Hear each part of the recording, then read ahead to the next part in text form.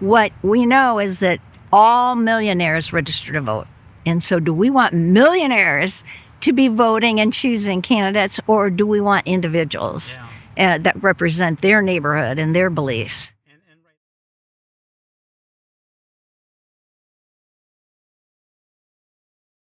So we are here today with Joanna in Papillion, Nebraska.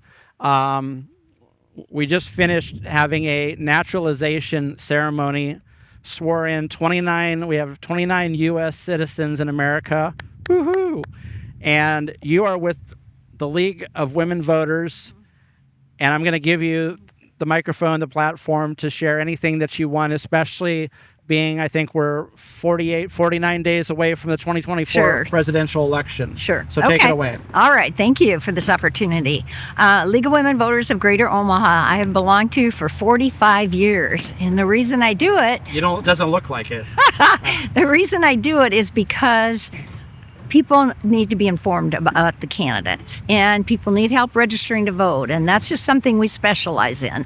We also look at important issues like run right now is felon voting. Can felons vote? And in Nebraska, the legislature passed a bill, and they got the permission legally to register to vote after their sentence.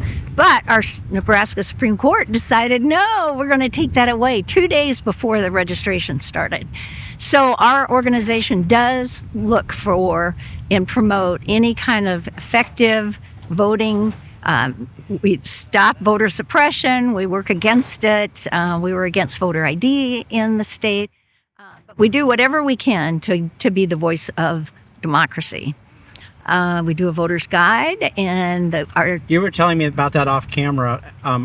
Explain that again, what you do and how it's helpful to all of us. Yeah. Vote411.org is our website, and it will be ready to review on October 2nd.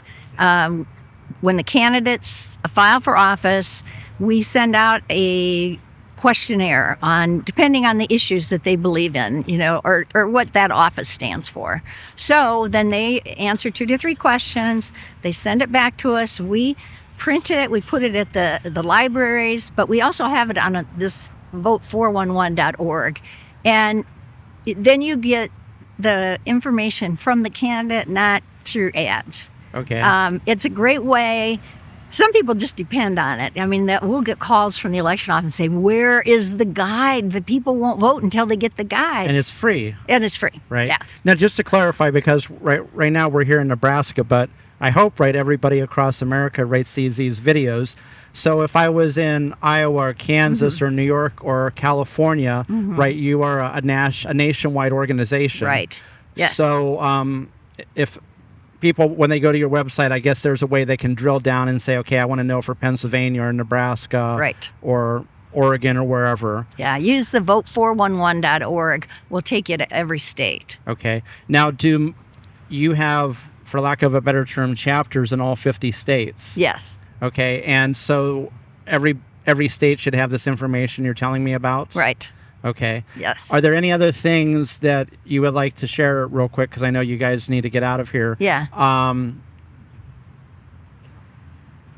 Just as far as getting people to register to vote and vote. And I guess the final thing is just the importance of it. Why people, every day, I run into people. I was out interviewing people yesterday and the day before about the second assassination attempt on Donald Trump. Yes. And it blew my mind. People were like, they didn't want to do an interview. They said, I'm not into politics. And I said, yeah, but are you into democracy? Are you into America? Yes. Are you into good government? Yes. And there's been other topics where I've went to interview people. I'm not really into politics. I'm like, but that really isn't what I'm interviewing about. Yeah. So can you kind of give a little nudge to get people to understand why their vote is important and why it matters? Because a lot of people feel too disenfranchised.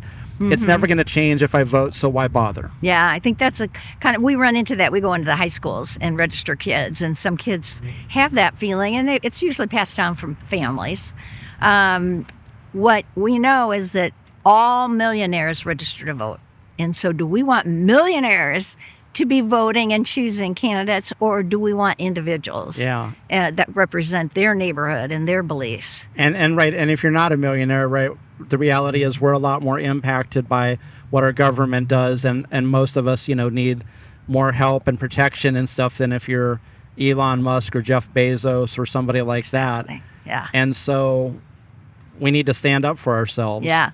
Yeah. Is there a way that people can get involved, even right now? Like if somebody watches this and says, not only do I want to register to vote and vote and know the issues, but I would like to encourage other people to vote. Do you, is there, how can people get involved? And is there any kind of, do you have to have some credentials or something to be able to contribute? No, anybody can contribute. 16, that's the only requirement, 16. You don't have to be a citizen, but anybody 16 and over can be a member of the League of Women Voters, and just Google it. Okay. And just say, I want to volunteer. All right. So there you go.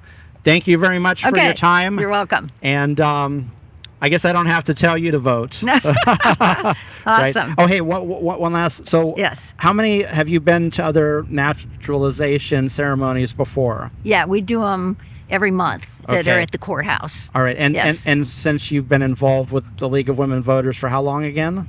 45 years. Wow. So I guess you've been to a lot of these. Yeah, they're All right. beautiful. Every time it makes you real tearful and happy.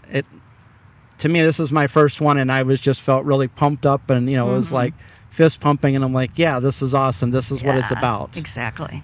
So hey, anyways, with that, I'll let you get on to your next thing, but thank you very much. All right.